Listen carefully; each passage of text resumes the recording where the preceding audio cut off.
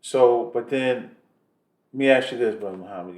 So far, man, you've mentioned there's been quite a few things going on in your life. And so you came from Dominican, went to New York. Now you're in Missouri, and then you got into some trouble with the law. This, that, and the other. Had some issues with your father and so forth and so on. So then what is it that eventually took you from that? Because now it sounds like, man, it's just you're so far away from Islam or whatever else. And how did that even come into the picture? Where did that even come from? You know. Oh man, we still got a long ways to go. Let's get there. What's up? Because you have to understand. Okay, so Well, what's the next step in your view? What was the next significant part of your life? After the situation with your first wife, what was next? I would say the split from my first wife. Mm-hmm. اقرأ باسم ربك الذي خلق خلق الإنسان من علق اقرأ وربك الأكرم الذي علم بالقلم علم الإنسان ما لم يعلم كلا إن الإنسان ليطغى. Was what threw me off the deep end. Okay. At this point, like I said, I have been somebody who was always about work, always about taking care of home, Okay. content with everything he had, and happy about the way life was going. Mm-hmm. Ultimately, there was a individual who was actually the ace on the Royals at the time. This is 2003.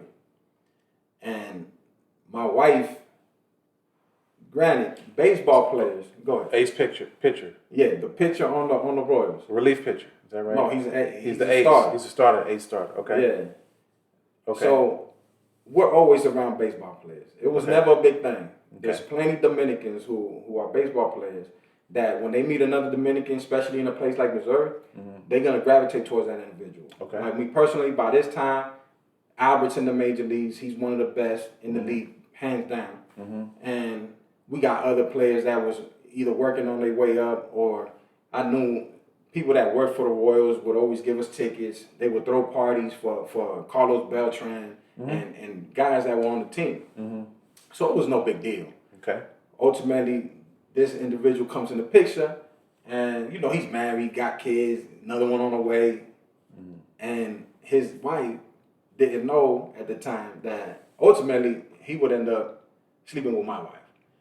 So when I found this out, it wasn't like, first wife. Yeah, this is my first wife. It wasn't like I knew 100%, but I knew inside of me what had happened.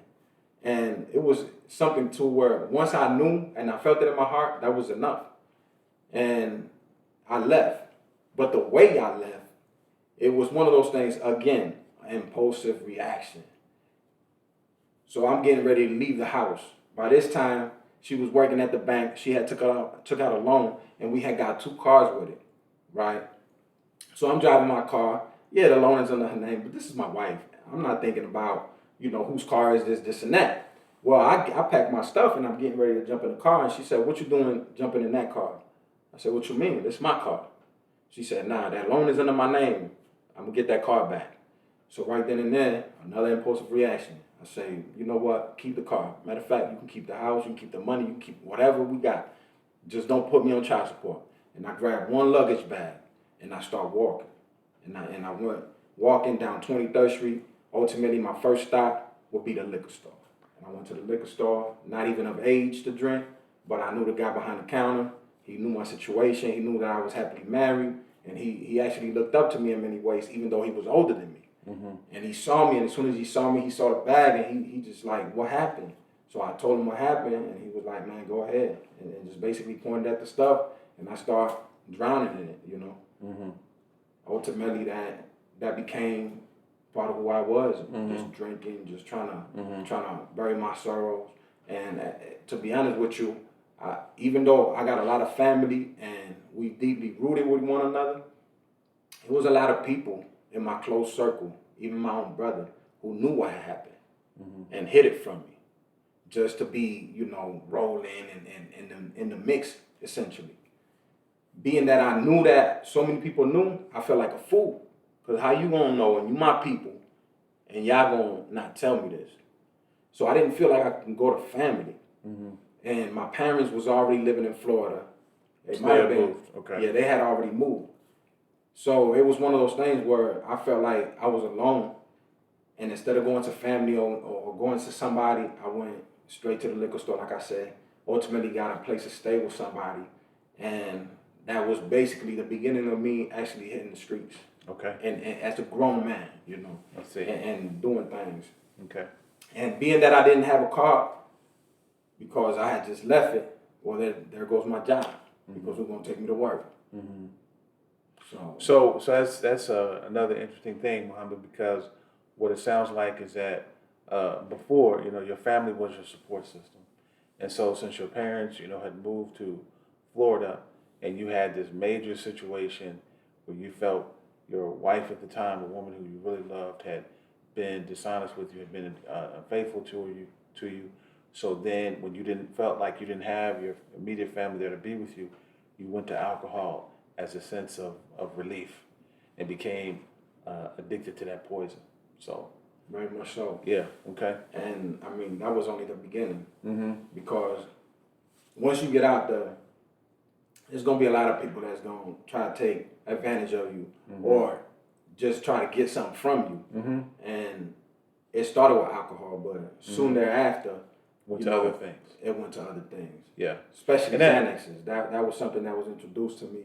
And it was introduced to me in a way that it was like, okay, man, you got these issues. Oh, man, you depressed. Oh, yeah, here, take that. That's going to make you feel better. And so this is something that's, substance abuse or whatever. This is something that is a very familiar pattern, especially here in the West where alcohol abuse and drugs or whatever is a big coping, problem that many people, I don't know what the percentages are, but many people participate in.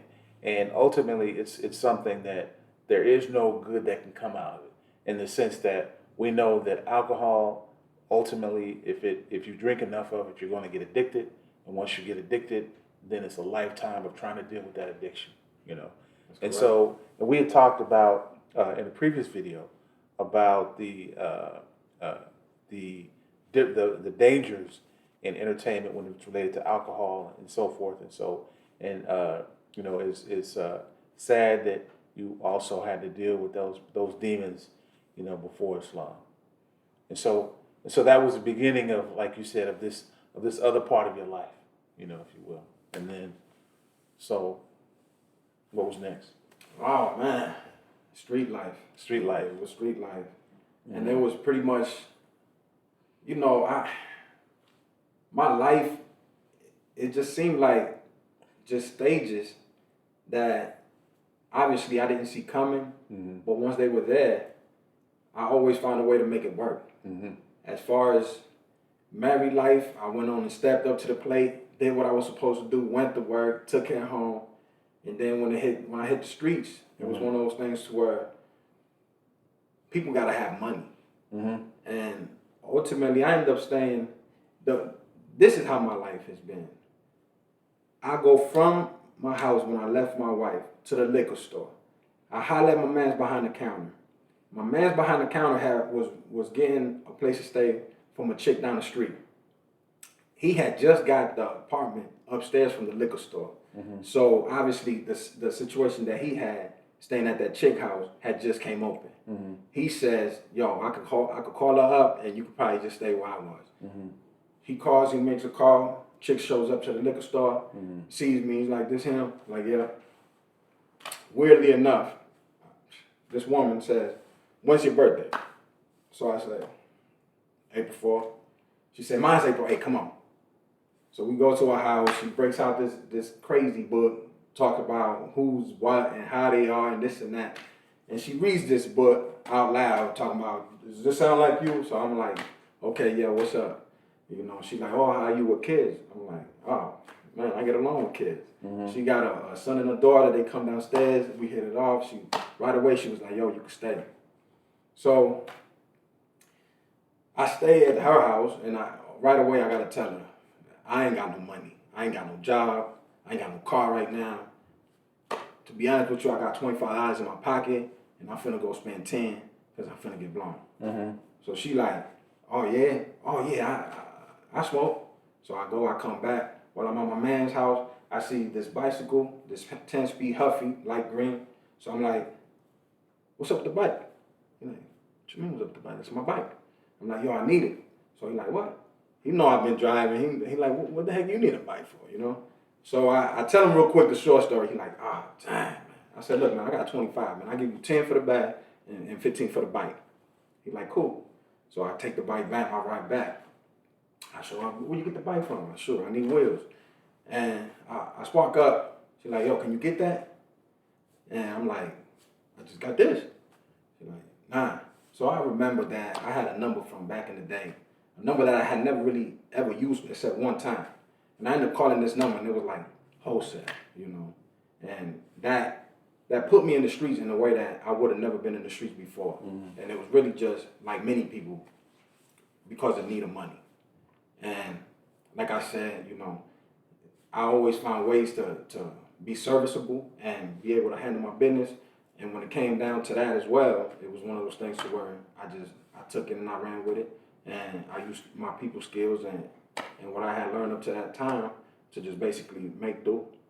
So Muhammad, you went from responsible, you know, husband or whatever, working, you know, honest living, this, that, and the other, and you know, to now you're getting into the street life, you know, just survival, whereas you're trying to cope with your, you know, addictions and everything else, and do what you have to do to service your addictions, to feed your addictions, whatever. And then, so probably I would imagine you just continue to decline and just go further and further into, you know, this the belly of the beast, if we will, you know, into the worst elements of American society, you know.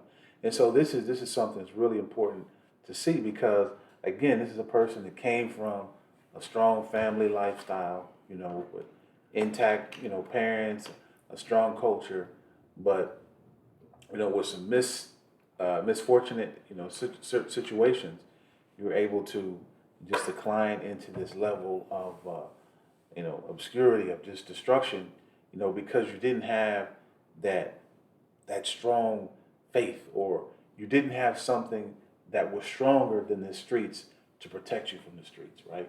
You didn't have guidance. You didn't have guidance, you know.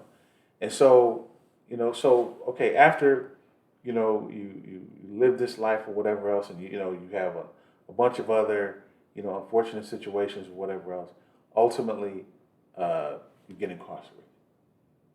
Well, I don't want to gloss over probably Okay. the most important thing Okay. that happened to me up to date, or just what kept me alive. Okay. Because I was in a zone, and the way I felt inside, I know I was headed towards destruction, Okay. or even death. Okay. And I don't say that lightly. Mm-hmm. But I met my first, not my first, but I met my current wife. Okay. And it's important to tell you that I had met her when I was 14 years old. Mm. I came out the movie theater, AMC 20 in Independence, and I just look across the way, and I see this girl sitting over there on a bench by herself. Okay. And I was she dropped my jaw. So I'm looking at her and I'm like, yo, I gotta go holler at her. Okay. And up to this day, I've never ever approached a girl. I always had my older brother, he a year and a half older than me. I used to be his accomplice when he was trying to leave the house. I would push the car down the street while he had it on neutral. Then he started down the street so nobody would hear the engine, and we'd roll out. And he'd be like, man, get a friend, man. I got my brother with me. And that's all it was. You leave me the water, I'm gonna drink. So I see her and I'm like, man, I gotta say something to her. So I go over there, you know, real cheapish like, and I'm like, man, don't I know you? I'm like, nah. Don't we go to school together? Nah. And you know, long story short, we end up exchanging numbers. And I hung out with her once, And this is the first time I ever seen a black light, thing that makes everything glow in the dark. So I see this light, and I'm amazed by the light, and I'm looking at everything, and teeth and everything. So then I get put in foster care, right? So I lose touch with her. Okay. And I run back into her when I'm 17 years old. And at 17 years old, I see her at the Santa Calagon, but now I'm married. Okay. But I still see her, and I'm still like, just, you know what I mean? And then I tell my mans, I'm like, yo, Stephen, man, go holler at her, man. Tell her Junior want to say hi. So he get her, she comes, and I give her a kiss on the cheek. That's what Dominicans do. We just, that's how we greet. And I say, what's up to her? She like, oh, what's up, man? Let's hang out. And I'm like, nah, I can't. She like, what you mean you can't? Why not? I said, I'm married. She said, what? Married? How old are you? She's 2 years younger than me. She didn't know I was her age or a little older. But I'm like, I'm 17. She's like, what? You're married? I'm like, yeah. So I just wanted to say hi. I say hi to her, and I go by my way. And then 3 years later, now I'm 20, and this is when me and my wife had split up. And this is when First one. Yeah, this is when I'm starting to really just hit the street and this and that, and I run into her. And at the time, to be honest with you, I didn't want anything to do with women because obviously I was brokenhearted. I was still in love with my first wife, very much so. And it was one of those things to where money was my new girl, So I had that mentality to where I'm like, nah, I'm cool. And long story short, she pulls up. She was in a car with one of my friends. His girlfriend, and she in the backseat by herself. She's smiling ear to ear, and I tell my manager, I'm like, yo, you need to watch this girl. She up to something. And then I walk off. That's my personality. So then I get in the car, drive off, and he like, yo, she say she know you, man. I'm like, nah, I don't know her, man. He like, nah, she do this and that. Like, tell him about the black light. So I'm like, oh, okay, yeah, whatever. And I still didn't really, I knew it was. I didn't click in. And then I'm like, all right, man. He like, come to my house, man. Come to my house. He used to live right down the street from me growing up. We used to walk to school together. So I went to his house. And I tried to even be disrespectful just so she could just leave me alone. And she wouldn't, man. She wouldn't. She told me she wanted to ride with me. She said she had been waiting for the opportunity. Asked me if I was still married. I told her, yeah, but it's over. And it's over. So she was like, what's up? I'm like, nah, I'm cool. She like, well, let me be your friend then. I'm like, all right.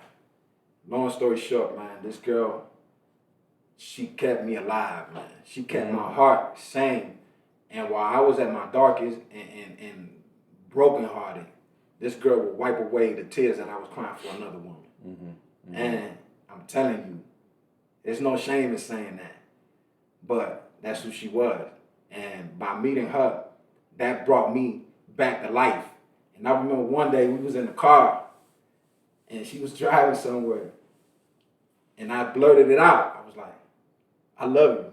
And she was like, what? She didn't even say it back, right? So I'm like, no, you don't got to say nothing. My bad, yo, for even. Nah. So, man, neither one of us had guidance. We young, hanging out. I'm on the streets getting money. So I took a back seat, but I was still getting it. And ultimately, nothing comes from a life without guidance. And it was a beautiful thing, because here it is. I thought I would never love again. And this woman came in and helped me put my heart back together and then took it, And that right there is what kept me together. But ultimately, an argument with her is what would send me downhill.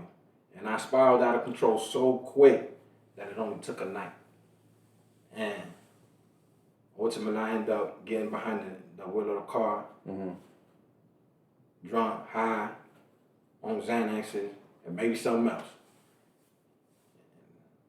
Unfortunately, I had a small fender bender. I get out the car. I go up to this woman. I see if she's fine. She's outside the car by now. I say, yo, you cool? She like, yeah, I'm all right. But she was panicking a little bit. I said, oh, this ain't bad. This ain't bad. It's just, I said, here, I'll take care of it for you. She like, oh, no. We got to call the police. You know, I was like, call the police for what? I'm gonna take care of it. Mm-hmm. She's like, nah, my parents would kill me. I'm like, yo, I'm telling you, I got it. She's like, nah, I'm calling the police. I said, all right then. Well, let me go get my insurance. Mm-hmm. And I wasn't going to get the insurance. Mm-hmm. I got in the car and ended up rolling out. Mm-hmm. Police see the light in the front that's busted. Mm-hmm. So at this time, they don't even know anything about the wreck. Mm-hmm. They just see the light, and he rolls around and gets behind me, hits the lights on me. Mm-hmm. By this time, I'm obviously nowhere near in the right state of mind. But instances that I've had with the police in the past made me to where I'm like, I'm not stopping. And ultimately, I decided that I would drive myself to the precinct before I would stop for this dope. Okay. Because the way he was coming, the way he was following me, the way he was getting behind me like that, he wasn't hitting me, but he was trying to do too much. Mm-hmm. And so I get on the highway and I get off on the same street. Now I'm on the same street that the precinct is up the street. Mm-hmm. And this dude's still on me. So that just, you know, when somebody chases you, you run. Mm-hmm. So that just made me go faster. Ultimately, I end up, you know, speeding down to 35. And I'm weaving in and out of traffic. And unfortunately, I see this red light. And I ain't tripping about the light. But then I see somebody out the corner of my eyes. I see something moving. And I hit the brakes. And I left over 20 feet of tire marks. But I clipped the bike. Clipped him. Mm-hmm. He came over my car and came down. Cop that was chasing me ran him over and killed him. Mm-hmm. So, long story short, they said the camera was broke. Put it on me. Mm-hmm. Charged me with a second-degree felony murder, which is basically the same thing as a murder. Mm-hmm. And man, Christopher Cooper was a young man, 17 years old, Mm-hmm. lost his life. Mm-hmm. So, I mean, that was the beginning of that journey.